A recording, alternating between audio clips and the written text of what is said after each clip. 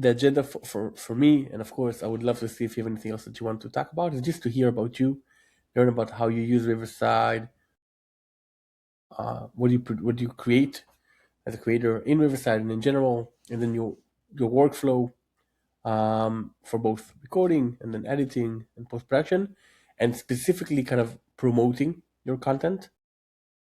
So that's kind of top of the agenda for me. But of course, if you have anything else to add, or if you have like other directions that will come by, we'll try and explore them as well. Sure. Sounds good. Sounds good. Yes. Amazing. So if you can please, I introduce myself. Max, I'm a product manager in Riverside. I'm part of the editing group. I'm focusing on a little bit like AI drafts, magic clips, and things that kind of take away some of the time of editing for you. Yeah, so I'm fairly new in Riverside, about 3.5 months. Awesome.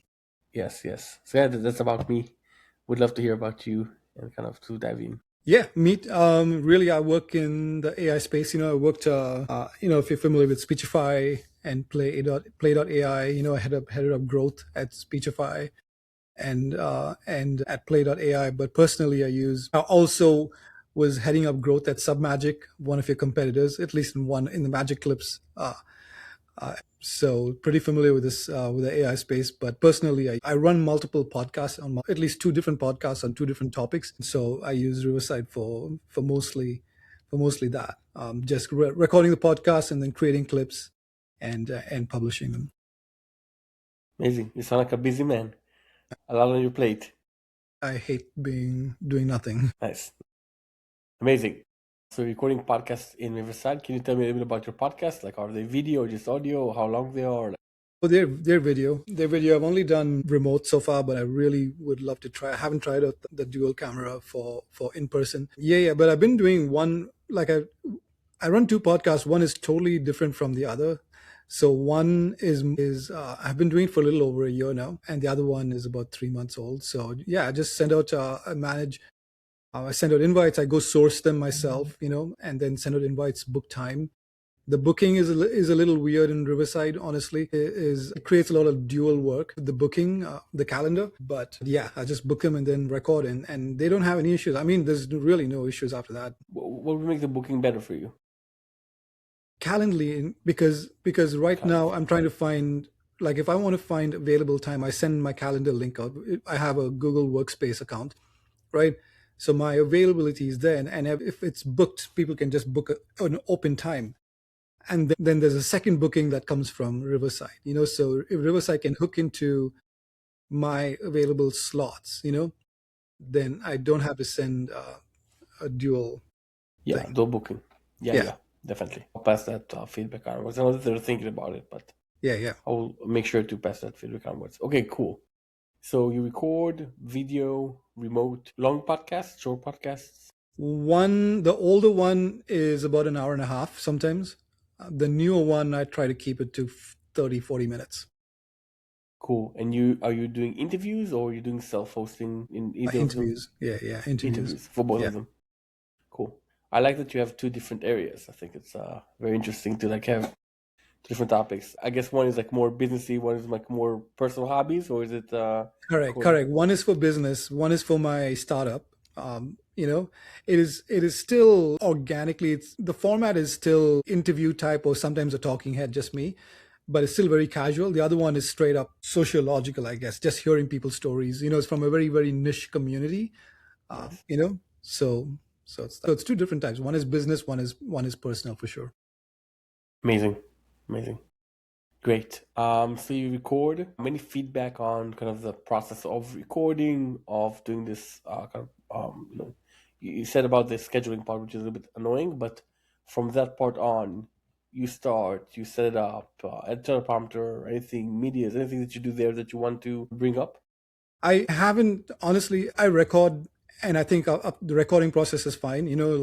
People, it's funny meeting people when I send an invite out and people say, oh, you use Riverside? Me too. So people, sometimes it's nice to meet people who also use Riverside or familiar with it. But people who don't, they don't have any issues. And if they're not tech savvy, even some people, it's a little bit of a struggle trying to get them set up. But it's just a minor issue, only because they're not tech savvy. So they don't read. I send like notes out. I don't know what the invite looks like, but I attach like to the invite and I attach like a liner doc saying this is what you need. You need Chrome, you need all of that stuff. But I'm not sure what the actual invite from Riverside says to them. If there's a liner doc that says checklist, I'm sure it says that. If it does not, then I have my own liner doc that I send.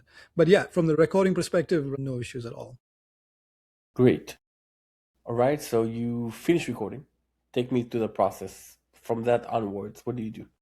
So the so Visual. so that's my yeah. If there's no problem, then I use Magic Audio. Also when I cut I found, and I cannot describe this. I found that sometimes it's when I cut, I do not use the word clipping, the ums and the ahs and all that, because I think sometimes the original audio does not align with that, so it makes my editing difficult. If I do the Magic Audio, right, it'll cut all of that, then it won't align with the original video, which does not have all that cut off.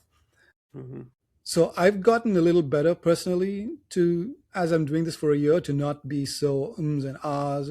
But ideally, it'll be nice to, if Magic Audio worked perfect. I know it'll never be perfect in this year. Magic Audio, even it's still new, like 100%, like to trust it, But whenever that clicks in, but that's my process. Very interesting. Sounds like a advanced process. It's evident that you're kind of proficient with all the tools, so you know how to actually make it like really, Yeah, really yeah. to the point you want. Of course, we're always trying to improve the Magic Audio and make it better and better. As I said, as you know very well, AI is Yeah. often not perfect, and there's always like a gap. We're trying to Yeah. minimize the gap as much as possible. Yeah, absolutely.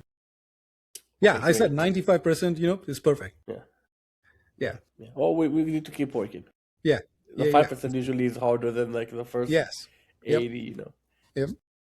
Okay, great. And why do you edit in Premiere, not in Riverside? Is it only because of the audio, or is it other reasons? Yeah, it's because it's just so much more easier to find the spot. I know the text-based editing is fine in Riverside, right? But sometimes you just need to like turn the audio off for a specific section. It's easier if you're doing timeline editing, right? Especially if you're layering two audio tracks and it's garbled. It's easy to just go slice that part out, and maybe Riverside does that, but maybe it's too difficult that I did not look for it. But because that was the process I started from, I have everything set up. That's my process. I have everything set up. When I'm done recording, I know exactly. I just export, boom, boom, boom. But that's the only reason I don't do the long form. But also add intros, and I'm pretty sure, like, I know Riverside has intros as well now and outros as well.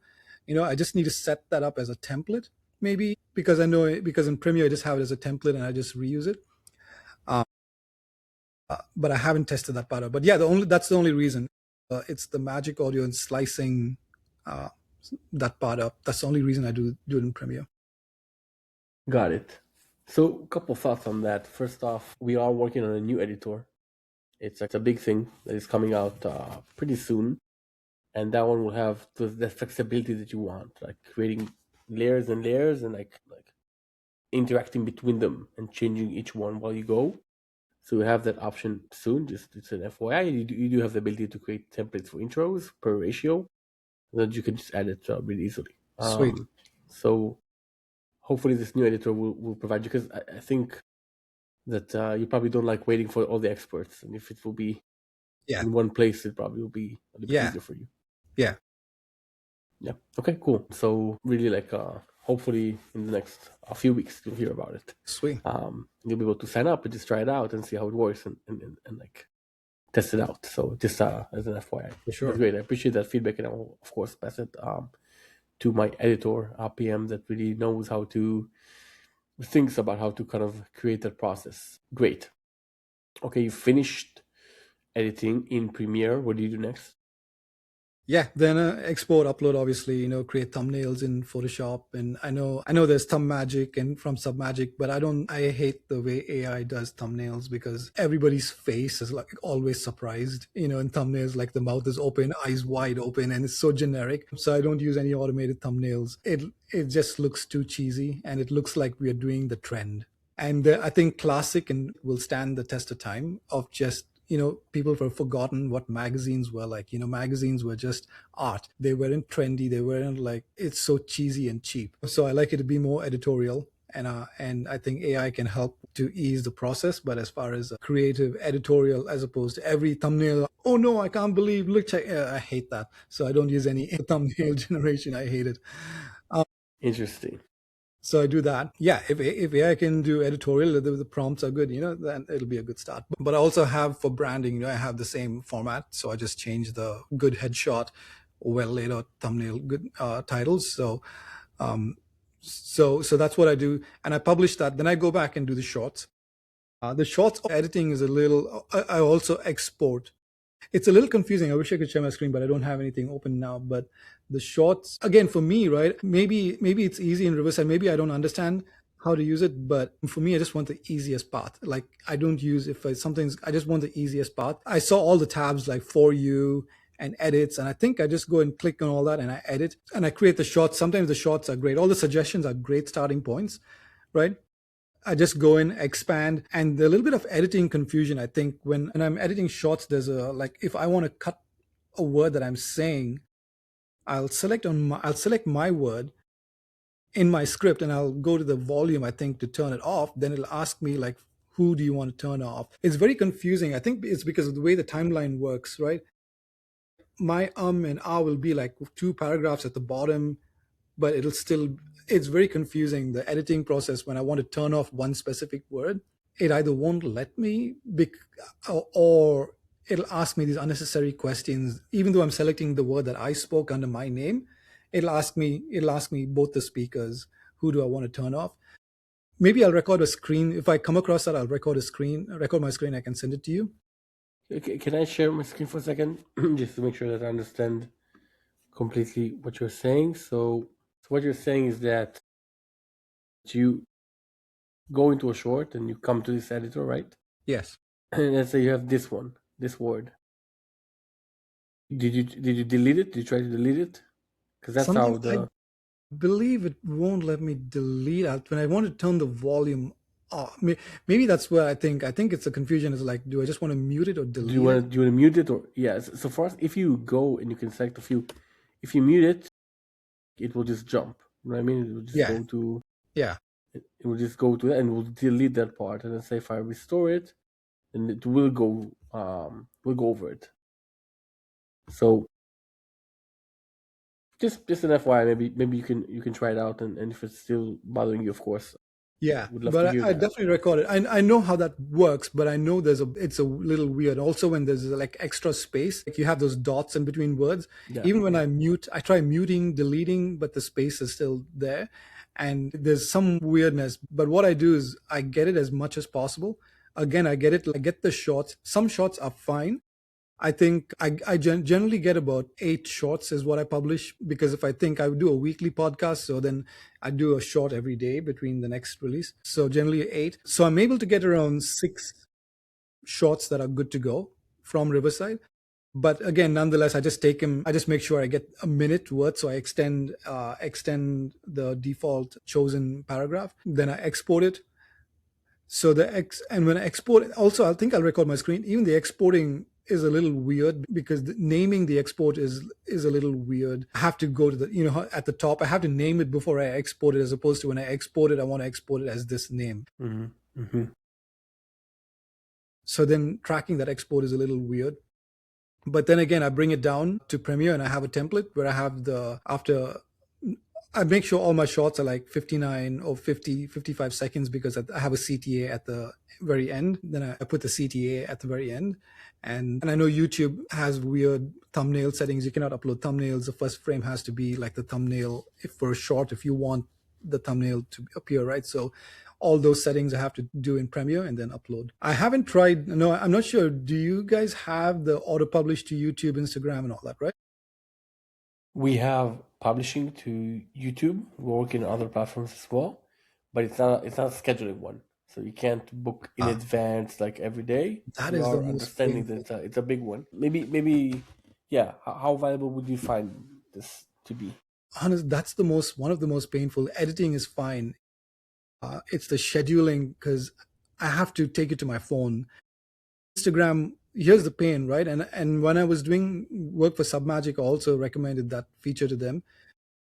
So Instagram will let you schedule it, but if you schedule on Instagram, it won't auto publish to Facebook. It has to be, yeah. So that's weird, right? That's painful. So now YouTube is easy. I can drag my 8 clips, and then I can go and then I can go schedule it on YouTube, right? So that's done. But now I have to do it on, I have to repeat, I have to keep a file with all my hashtags and my title. Then I go to TikTok, and then I copy paste one at a time. Then I go to Instagram. Instagram, I cannot do it because it's easier for me to do it on Instagram on that day, because it auto publishes. It saves me from creating one more step for Facebook, right? But if we can use Zapier or N8N or something to automate that process, and if I can just schedule one, here's my title, here's my hashtags, here's the description, Instagram, Facebook, YouTube, TikTok in one button, you know how much that honestly eats up more time. I end up not publishing on Instagram as much because I have to take it to my phone, and on that day I have to remember it. I don't have time. YouTube is easier because it's scheduled, set, and done. Wow, very interesting. So just a few questions there. First off, I understand that you're doing multiple platforms. You said Instagram, Facebook, TikTok, and YouTube. Anything else? YouTube Shorts, I guess. No, yeah, Yeah. No, Instagram, it's a yeah, lot. It's a YouTube, lot. Just to Instagram, Facebook, TikTok, yeah, 4, yeah. yeah, four. Great. And is it the same clips for each one, or do you change duration, CTAs, appearance? It's the same thing, unless it's very, very unique content. Sometimes I run promos that are only for TikTok and stuff like that, which I want to turn into an ad later on. But otherwise, it's the same clips. Yeah. Would you want it to be different? I don't think so. I think it's a different audience anyway. So they're not, the same audience is not seeing the same clips. I think the same clips are fine. It would be nice if I could do different clips, but I don't see a use case yet for it.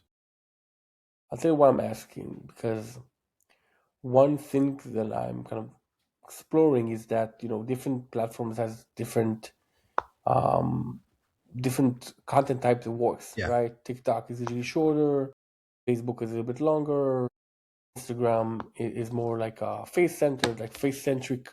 LinkedIn could be something that's a little bit more Oh yeah, content. I do publish a LinkedIn as well. Oh, LinkedIn as well. Okay, Yeah. so five platforms. If we would provide you the ability to have slightly different content per each platform, would you find that valuable? If it's automated, yes, that's a compromise, right? If it's automated, and I can say fine, as long as I'm getting content, right? That's the whole idea. I want to be fresh. I want to keep users engaged, and if it's tailored for that, then yeah, great.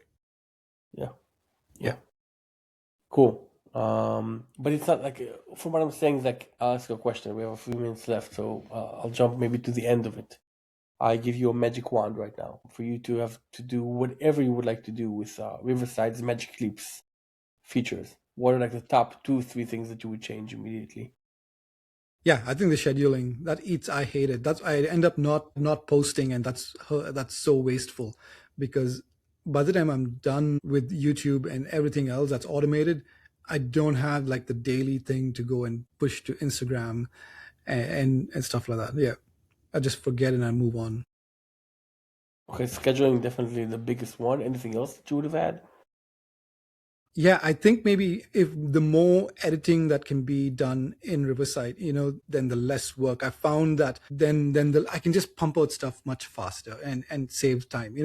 I think getting the editing done between magic clips, and maybe just figuring out where magic clip fails, if it's like, if maybe if they're on the timeline, if it was like, if I was editing magic audio, I can say from 10-second to 12-second, remove magic audio work and just revert to default audio, and I think that'll be a whole lot. I think the timeline editing will be, everything can be done there and much quicker then. Very interesting. You also said that you have like a specific template that you use in Premiere Pro for the shorts, right? What does this template consist of? It generally is a small thumbnail, because YouTube does not allow thumbnails for shorts. It takes the first frame. So I have like a first frame, again, like I create like a thumbnail and use it for like 0.001 second, 0.1 seconds or whatever. So it's like, so just for that. And then I have an outro. I have an outro with follow or watch the whole clip, whatever. Some just a small CTA And do you have a link to your full episode in the kind of in in the the comment. text or in the comments? Okay, yeah. Yeah. So Cool. actually, I was working on my own video editor like a long time ago. Like to automate video. I was trying to hack it up. So I was trying to force with the API, like the first comment in Instagram, the first comment to auto add the first comment in Instagram, TikTok, because that's where with the link to the full episode. I apologize. My internet just No worries. crashed. No worries. No As we worries. discussed. Apologies for that. Sorry. So what I last heard is that we talked about the templates. You said the thumbnail, and you have the outro with the comments Yeah. No, link. I was saying when I was building a plugin for WordPress to auto generate videos as well. I looked into the API that if you could actually put the link to the episode in the first comment, is there a comments API, right? That you can hack into and can say full episode, here's a link to on Facebook, here's a link to and cross, you know, on YouTube or whatnot. So I'm not sure if that's possible. I forgot where I left it off. I abandoned that project. But having that API as the first comment, it probably boosts some engagement as well. Yeah. Why not in the body of the post? Is it because of like it affects the Yeah, engagement and like yeah, virality of yeah, yeah. well, it's actually a really cool idea. Like what you're saying essentially is I would love it if Riverside would just comment the first run, The first, yeah, schedule a yeah, post, and then comment to it the link so that I won't have to. It will be like really something that I just like send and I'd forget about yeah, it. yeah. Cool, amazing. Conrad, anything else that you want me to kind of think about regarding your promotion process or in general for us in Riverside to kind of think of? No, no, I think that's about it. But if I have your email, when I come across that editing weirdness, maybe Yes, I'll please. record my screen and I'll share it with you Yes, please. Yes, because I'll please. be editing sometime. Amazing. Sounds great. Conrad, thank you so much for your time. It was a pleasure. I learned a lot and I will pass on the feedback and I will take them internally as well and we'll think about how can we provide all those things for you. Appreciate it. Best of luck. Bye-bye.